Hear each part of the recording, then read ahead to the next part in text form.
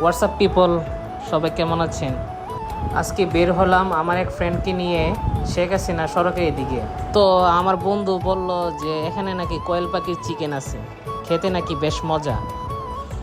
হঠাৎ প্ল্যান ছিল street food খাবো, কোনটা ভালো দেখার জন্য। কি বলবো, দুঃখের কথা, অনেক দেরি নাকি হবে, এতক্ষণ ওয়েট করা পসিবল না। আমার অন্য কাজ আছে, তবে কোয়েল পাখির চিকেন ওইটা আরেকদিন ব্লগ করে আপনাদের সাথে শেয়ার করব।